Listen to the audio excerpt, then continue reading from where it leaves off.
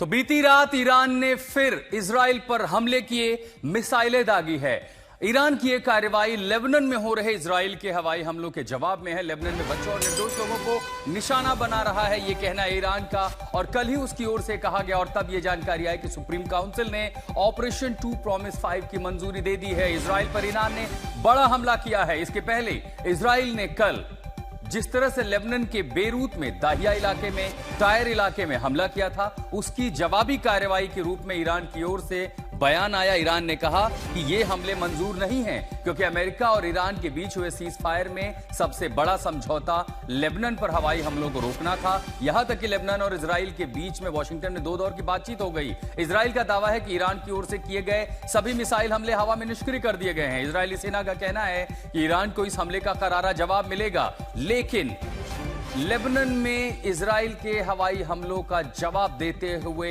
Iran ने बीती रात यानी अब से कुछ घंटों पहले ही इजराइल पर मिसाइलें दागी हैं। उत्तरी इजराइल को निशाना बनाया गया है और ईरान की ओर से कहा गया कि लेबनान पर हमला सीज फायर को तोड़ने की प्रक्रिया और ऐसे में जवाबी कार्रवाई होगी। ईरान ने कहा कि अगर इजराइल अब इस पर पलटवार करता है, जवाबी कार्रवाई करता है, तो और भी घातक हमला होगा। इजराइल का कहना है कि उसके एयर डिफेंस सिस्टम ने ईरान के सभी मिसाइलों को नेस्तो नाबूद कर दिया। लेकिन 100 दिनों के बाद 28 फरवरी जब वो वक्त था जब अमेरिका और ईरान ने साझा ऑपरेशन किया ईरान में, और 100 दिन बीतते बीतते जब ऐसा लगा कि अब ईरान और अमेरिका के बीच बातचीत होगी। ये तस्वीरें देखिए बीती रात किस तरह इजराइल के अलग अलग इलाकों में ईरान की IRGC ने तस्वीरें भी जारी की जब उन्होंने मिसाइल दागते हुए वो तस्वीरें दिखाई। और इसी के साथ साथ पूरे पश्चिम एशिया में सीरिया ने अपना एयर स्पेस बंद किया, इराक ने अपना एयर स्पेस बंद किया, ईरान के कई सारे एयरपोर्ट बंद कर दिए गए हैं।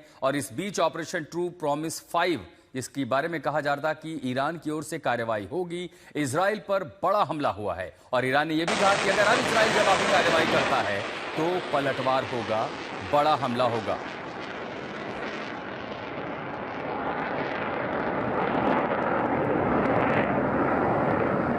ये अब से कुछ देर पहले की वो तस्वीरें हैं जब ईरान की ओर से इजराइल पर मिसाइलें दागी गई। आपको फिर बता दें 100 दिनों के बाद बीते दिन जिस तरह से बेरूत, लेबनान की राजधानी बेरूत के दाहिया और टायर में इजराइल ने हमले किए थे, उस हमले में बड़ी संख्या में निर्दोष नागरिक मारे गए।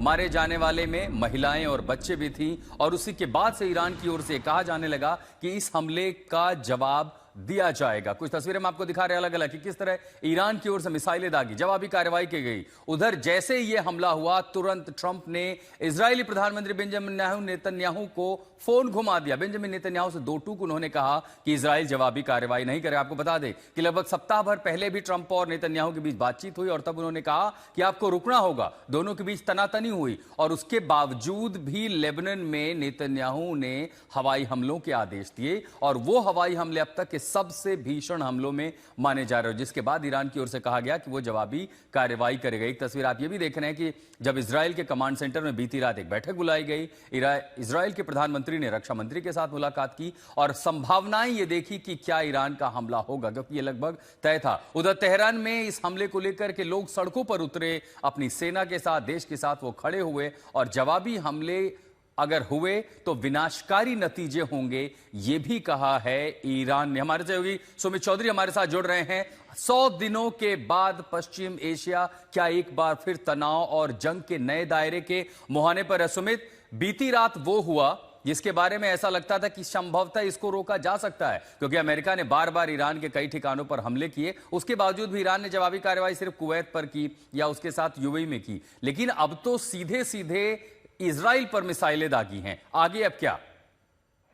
देखिए बिल्कुल आपने सही कहा, बिल्कुल, क्योंकि अब तक देखा जो जा रहा था, आशुतोष, तो यही देखा जा रहा था कि शायद लेबनान को लेकर इजराइल पर इस तरीके के अटैक ईरान ना करे। लेकिन ईरान भी बार बार कहता है, ईरान लगातार इस बात को कहता है कि देखिए अगर लेबनान पर अटैक बंद नहीं हुए तो फिर इस सीज फायर का कोई मतलब नहीं है। 28 फरवरी से जब से अमेरिका इजराइल ने ईरान पर अटैक किए थे, उसके बाद से ही इजराइल ने भी लेबनान के अंदर बड़े ऑपरेशन की शुरुआत कर दी थी। लेकिन जो संघर्ष विराम था वो ईरान, अमेरिका और इजराइल के बीच हो तो गया था, लेकिन रह रहकर लगातार एक दूसरे पर अटैक किए जा रहे थे। लेबनान पर फिर भी शांति बरकरार नहीं हो पाई थी और एक बार फिर से कल रात को ईरान ने वही पोस्टर अटैक दोबारा से करने शुरू किए जिसकी बातें वो कर रहा था।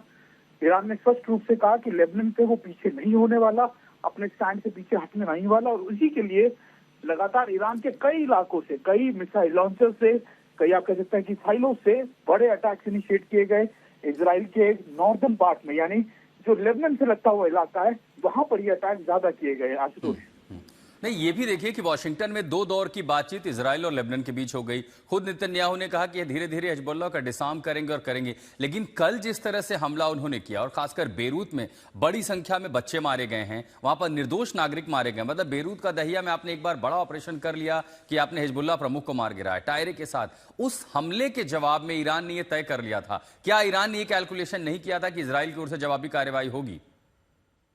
देखिए, ईरान ये मान के चल रहा था कि जब तक ये जो इजराइल की तरफ से कार्रवाई की जा रही है शायद रुक जाए।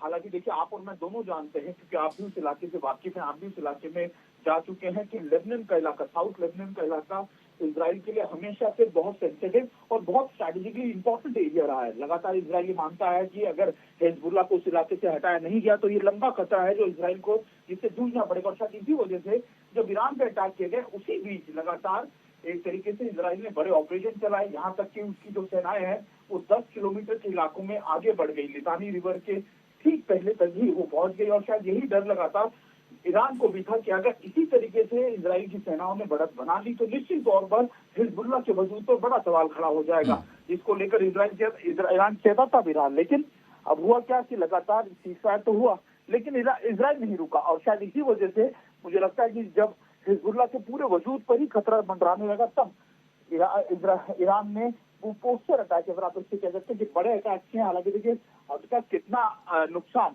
इजराइल में हमलों को लेकर हुआ है ये अब तक तय नहीं हो पाया, लेकिन ईरान ने स्पष्ट रूप से कह दिया कि अगर इजराइल नहीं रुका तो फिर वो और भी बड़े हमले करता रहेगा। यानी इसे चेतावनी के तौर पर एक हमले के रूप में देखा जाए। सुमित, आप बने रहे हमारे साथ, कुछ तस्वीरें में हम दिखा रहे कि कैसे IRGC की ओर से ये तस्वीरें जारी की गई हैं जब ईरान पर जवाबी कार्रवाई की गई है। आपको फिर बता दें, बेरूत में इजरायली हवाई हमलों की जवाबी कार्रवाई ईरान ने इजराइल पर मिसाइलें दाग के की हैं। बेरूत में कल भारी हमला किया गया था इजराइल के द्वारा, जिसके तुरंत बाद यह कहा गया ईरान की ओर से कि वो अब इसको जो है सीज फायर का उल्लंघन मानता है। अमेरिका ईरान के बीच तय सीज फायर का ये उल्लंघन था और उसमें एक शर्त थी कि अब लेबनान पर हमले रुकेंगे। ईरान ने कहा कि वो लेबनान का साथ नहीं छोड़ेगा, और ये वो तस्वीरें हैं उस मौके की कि जब सीरिया और इराक से गुजरते हुए ईरान की मिसाइलें इजराइल की सीमा में प्रवेश कर रही थीं, और ये इजराइल में जब उसको इंटरसेप्ट किया जा रहा था। ईरानी मीडिया भी ये उसके हवाले से बड़ी खबर आई है कि मुस्तफा खामनेई यानी सुप्रीम काउंसिल ने उसे अनुमति दी थी, और सिर्फ मिसाइलें ही नहीं बल्कि ड्रोन भी दागे गए थे। अब पश्चिम एशिया के संकट में उसके तुरंत बीच ट्रंप और नेतन्याहू के बीच फोन पे बातचीत हुई है। सैयद अराक्ची ने ईरान और लेबनान के झंडों की एक साथ तस्वीरें भी पोस्ट की हैं, लेकिन ये वो तस्वीरें हैं जिसकी संभावना 100 दिनों के बाद एक बार फिर पश्चिम एशिया में तनाव बढ़ा।